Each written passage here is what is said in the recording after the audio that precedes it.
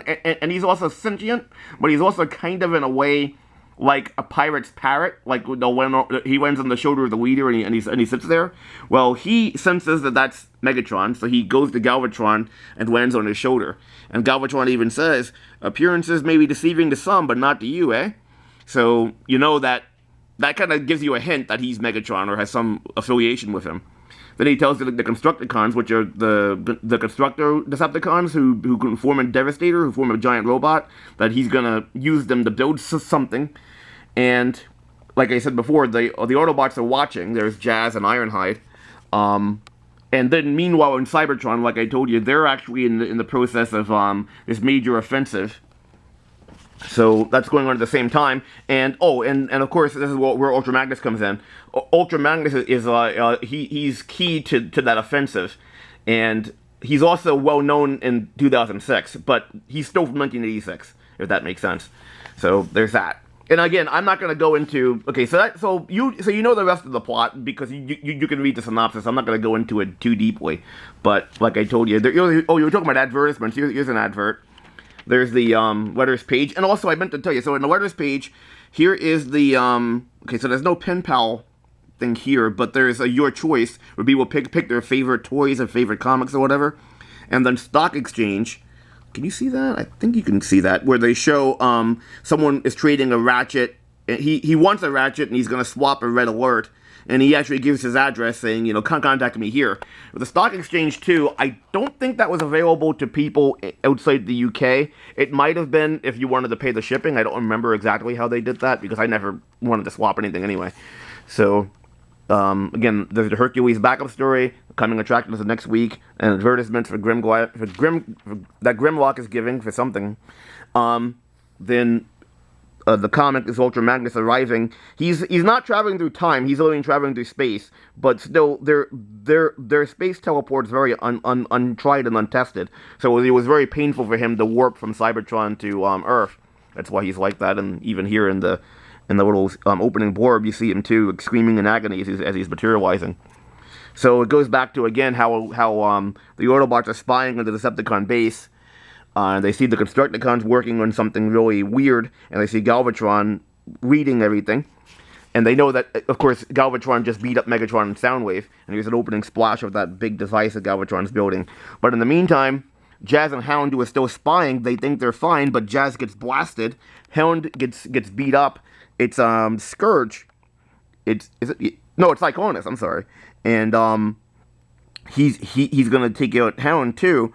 In the meantime, like I said, Ultra Magnus appears on the Earth, and I should mention, Ultra Magnus was actually sent to find out what happened to the Matrix, why Optimus Prime is Optimus Prime dead, what's going on. So that's happening, and again, this actually is the beginning of the timeline being skewed, because Ultra Magnus isn't supposed to be on Earth yet. So that's why when he lands on Earth, this is a little bit back in Cybertron, but when he lands on Earth, Cyclonus is beating up Hound, and then, okay, so he's still beating the Hound, and then Ultra Magnus comes to protect him, and the first thing he's thinking is Magnus, Ultra Magnus, and so Ultra Magnus is like, well, who are you? In the meantime, Cyclonus is freaking out because he thinks that Ultra Magnus transported from the future to follow them. But then he realizes, no, it's the Ultra Magnus from 1986.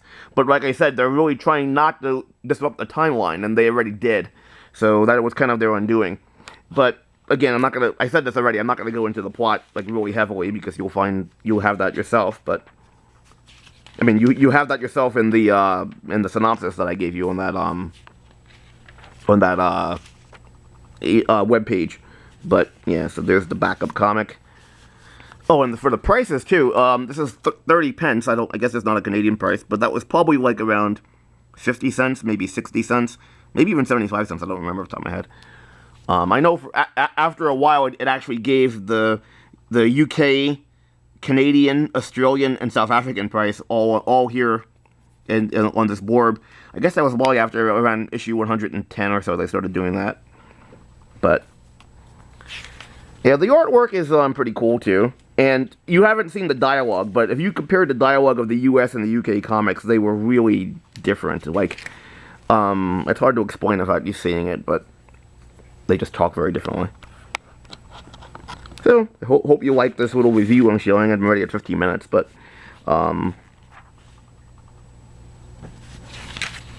so, oh, right, so they got the Autobots to attack them prematurely so that they could basically scare them into not bothering them. Because, as I said, they can't actually kill anybody because they don't want the timeline to be skewed. So they kind of beat them up. But what they don't realize is that, and Ironhide is actually recapping the story. He's telling it because in the meantime, while he's telling it, he's digging like these rocks. You find out that he's actually digging out Megatron, because he saw, like I said, the Autobots saw Galvatron beat Megatron and his second, which is Soundwave. That's that cassette deck. So he knows that they're also enemies of Galvatron, and they can't beat them alone. So they think that they could actually get Megatron's help. And so, what I like here is that it's to be continued. It's a and also there's a escapee on the Autobot Ark. That's their main spaceship.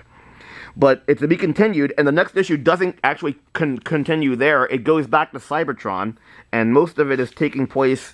Oh, I'm sorry, it's not the next. Oh, here we go. I'm sorry, that's actually not the next issue. This is the next issue. I had it there to bookmark where I was. So the next issue is talking about the Wreckers on Cybertron. The Wreckers are like an elite squad of Autobots. And it kind of fools you here because you see the Wreckers actually destroy a whole bunch of Decepticons who are actually characters, like they're toy characters, and they didn't die yet. So so this is all kind of fooling you, thinking that they're actually killing these Decepticons. It turns out that it's a training mission for their what they were gonna do. Like I said, this major offensive they're planning. They're facsimile constructs, basically just dummies that they're using.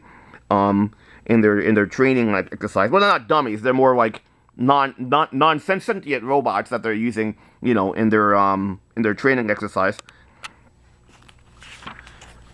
But and another cool thing here. So in Cybertron, there's actually a couple of like neutral places, like this oil bar, where Autobots and Decepticons go to relax and refuel, and they happen to be there. Again, you'd have to read it. There's a lot of stuff that goes on in these issues, but yeah. So I don't want to make this too long, but so let me just like glance over these a little bit. So there's the next issue. This was the issue I'm reading currently, but just to show you, like I said, that cliffhanger goes 2 weeks later. It continues in the issue after the next issue, where you see they revive Megatron, and he and Soundwave are talking to the Autobots and saying, "Oh, you have to do things my way," and and you find out, too, that Starscream is the one who broke out of the Ark. That actually harkens back to another story. He was captured a while ago, and he just escaped. But Megatron... Oh, another thing, just to show you something here. If you look at the relative sizes, Ironhide and Trailbreaker are kind of Megatron and Soundwave's size, but a lot of the Autobots are much smaller than the Decepticons. You see Bumblebee here, the yellow guy, and the blue guy, Smokescreen. They're much smaller than Megatron and Soundwave. Because in 1984 Toyline, there were more Autobots than Decepticons, but the Decepticons were bigger. So, it was kind of an even fight because there were like twice as many Autobots, but they were like half their size, basically. So, yeah. So, again, this is just a bunch of the comics. This is still the Target 2006 storyline. The Jazz, how I told you he was shot and captured. They actually brainwashed him for a while. So they basically allowed him to be let go. They allowed the Autobots to rescue him, but he was brainwashed. Then Ultra Magnus actually does go toe to toe with Galvatron. This is still part of the Target 2006. Still part of Target 2006. Yes, this is still part of Target 2006. I think this is the last one. Yep, this is the last issue of the Target 2006 story arcs. It was like 12 issues. So this is actually a U.S. Story reprint. But you see the Insecticons, the Stunticons, the Aerobots. Those are the Gestalts, which are the Combiners. Oh, that's something else too. They always have these. They have a Christmas, like a Christmassy comic with the UK. It's hard to explain. I mean, like, it's hard to explain without going into it. But yeah, so that,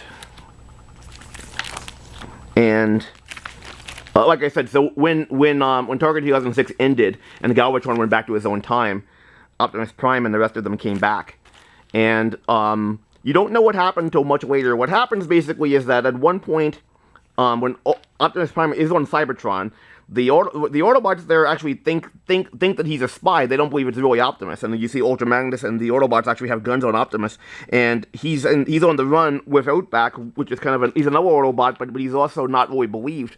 And Outback is actually injured, and he's telling Outback a story, and he decides to tell him. Oh, actually, here, so you see Outback is injured, and he decides to tell Outback what happened to him. Like, you know, a story of something that happened to him, and so basically most of the comic he's telling the story of how he was, you know, that dimension that he and Prowl and Ratchet were trapped on, and you find out what happened during the Target 2006 storyline, what happened to the Transformers who were trapped in another dimension. It's pretty cool. I think this might be a full. Was this? No, I thought it was. I thought this was a full. No, it's not. It's still a backup story. But still, this is I think a little bit of a larger issue than most because it's the 100th issue, so it's like an anniversary issue. It's a bit bigger. Yeah, because it's actually 32 pence. No, it's not still the same. Oh, but yeah, here we go. So there is a U.S. price and there's a Canadian price. It was $1.50. I couldn't remember how much it was at the time. Wow, that was pretty expensive. I don't know how I afforded that. That was at $6 a week. And, I mean, a week. It's $6 a month. But still, yeah, so there you have it. And this is a little bit over 20 minutes. So I'm going to end the video now. All right, Justin, I hope you enjoyed it. Sorry about my rambling. Take care.